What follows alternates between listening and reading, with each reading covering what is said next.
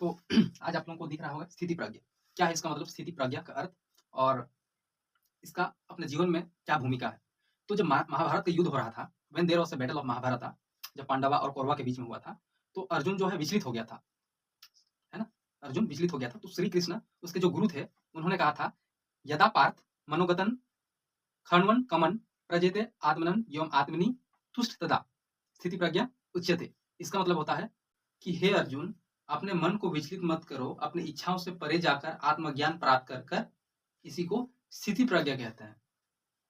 तो अर्जुन विचलित हो गया था, इसीलिए श्री कृष्ण इसको बताते हुए इसका अर्थ बताते हैं। तो क्या है स्थिति प्रज्ञा का अर्थ? देखो सिंपल सी बात है स्थिति। स्थिति मतलब होता है स्थित मतलब होता है स्थिर, स्टेबल और प्रज्ञा मतलब क्या होता है विज़डम। तो जिसका बुद्धि स्थिर होता है, विचलित नहीं होता है, उसको बोलते हैं स्थित स्थित प्रज्ञा। जैसे मैं मैं कलेक्टर बनूं या ना बनूं, मुझे फ़र्क नहीं पड़ता। मेरे पास कोई आए या जाए, मुझे फ़र्क नहीं पड़ता। कोई लड़की मुझे मोहब्बत करे या ना करे, मुझे फ़र्क नहीं पड़ता, क्योंकि मैं स्थिति प्रज्ञ हूँ। समझ गए? स्थिति प्रज्ञ। तो इसका अर्थ समझ गए, अब इसका एट्रिब्यूट्स के बारे में जानते हैं। क्या है इसका एट्रिब्यूट्स? एट्रिब्यूट्स मतलब गुण, ठीक है? तो एट्रिब्यूट्स पहला एट्रिब्यूट्स हो गया फ्रीडम फ्रॉम डिज़ायर। आपको पहले भी बताया था प्रतिसमुत्पाद में तृष्णा जिसको बोलते हैं। फ्रीडम फ्रॉम डिज़ायर मतलब इक्विनिमिटी, मतलब सभी जो डिज़ायर है उसको छोड़ देना है। मुझे मैं जो बनूँगा तब भी ठीक हूँ, नहीं बनूँगा तब भी ठीक हूँ, मैं बहुत बड़ा आदमी बना तब भी ठीक हूँ, छोटा आदमी बना तब भी ठीक हूँ। मुझे कोई डिज़ायर पालना ही नहीं है। I am free from all the desire which is obstructing my mind. मेरा बुद्धि को भ्रष्ट करने वाले सभी जो इच्छा है उसको मैं दूर कर दूँगा, क्योंकि मैं नहीं जानता कि मैं बनूँगा कि नहीं बनूँगा। समझ गए? तो इसको बोलते हैं फ्रीडम फ्रॉम ऑल डिज़ायर। दूसरा आता है control over mind and senses. अभी अपना बुद्धि पर नियंत्रण करना और अपना जो है सेंसेस इंद्रिया पर नियंत्रण करना। जैसे मुझे स्वाद आ गया, मुझे कोई अच्छे लग गए या किसी को अच्छे लग गए। जैसे लड़का को लड़की अच्छी लग जाती है, वाह क्या खूबसूरत है, या कोई बदसूरत है, ठीक? तो क्या करता है? उसके पीछे-पीछे लगे पड़े रहता है, पूरा जीवन बर्बाद कर देता है एक लड़की के पीछे। समझ रहे हो? अपना काम-धंधा छोड़कर मोटरसाइकिल से जाके और पूरा सीटी बजाएगा, ये कर दुनिया भर का। क्या कर रहा है वो? अपने इंद्रिय पर कंट्रोल नहीं कर पा रहा। हवस का पुजारी है वो।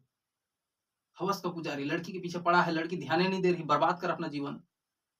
2 टका का इंसान, उस इंसान के लिए बर्बाद कर रहा है जो उसको भाव ही नहीं देती। तो क्या कर रहा? अपना स्थिति को प्रज्ञा स्थिति प्रज्ञा नहीं है, वो अपने इंद्रिय पर कंट्रोल नहीं कर पा रहा। समझ गए? अब आते हैं डिटैचमेंट। अब वो उतना मन लगा लिया उस लड़की के ऊपर, अब अपने आप से हटा ही नहीं पा रहा अपने मन से। अब हटा ही नहीं पा रहा। मैं इतना प्यार करता हूँ कि मैं उसके लिए जान तक दे दूँगा। अब डिटैच कर लिया, वैराग्य हटा ही नहीं पा रहा, तो क्या दे रहा है? दुःख, दुःख, दुःख। समझ गए? तो अपने इंद्रिय पर कंट्रोल करना है, तभी आप डिटैच हो पाओगे। अब मुझे कोई मतलब नहीं, मुझे कोई मतलब नहीं, तुम आओ, जाओ, मुझे कोई मतलब नहीं। मैं अपने आप को आगे बढ़ाऊँगा, मैं अपने आप को प्रगति करूँगा, सीखूँगा, अच्छा स्किल डेवलप करूँगा अपने अंदर। मैं क्यों बर्बाद करूँ तुम्हारे पीछे? पागल जी, तुम मेरे काबिल हो ही नहीं, तुम्हारे पीछे मैं क्यों बर्बाद करूँ? जो मेरा काबिल है, भाई मैं फिर जब डिटैच हो जाओगे तो क्या आएगा? Inner peace. क्या आएगा? इनर पीस, शांति। अब शांति आ गया अंदर से। वाह! मैं सबसे दूर हो गया, मुझे ना कलेक्टर बनना, कलेक्टर बना तब भी ठीक, नहीं बना तो भी ठीक। मुझे कोई तृष्णा ही नहीं है, डिज़ायर ही नहीं, मैं आत्मिक खुश हो गया। तो ये सब कहाँ लिखा है? Bhagavad Gita chapter 2 verses number 55-72 में ये उल्लेखित है। समझ गए? और वर्सेस 2.5 में इसमें बताते हैं श्री कृष्ण, भगवद गीता में लिखा है कि कास्ट फ्रॉम ऑल डिज़ायर, अपने इच्छा से परे हो जाओ। सेल्फ अलोन, अलोन अकेले। और वर्सेस नंबर 2.55 में, श्लोक नंबर 2.55 में ये बताता है कि mind is not second by any adversity. तुम्हारा बुद्धि किसी भी चीज से विचलित नहीं होनी चाहिए, तभी तुम उपलब्धि पर आत्मा का आत्मा ज्ञान को प्राप्त कर सकते हो। और वर्सेस नंबर 2.57 में ये कहा गया कि अब कहीं भी हो, बुराई के रास्ते पर हो, बुराई की जगह पर हो, अच्छाई के रास्ते पर हो, तुमको कोई प्रभावित नहीं कर सकता, क्योंकि तुम आत्मज्ञान प्राप्त कर चुके हो और तुम स्थिर हो चुके हो, स्थिति प्रज्ञ हो चुके हो। तो तुमको कोई मतलब नहीं, कोई अटैचमेंट नहीं, तो तुम क्या हो गए हो?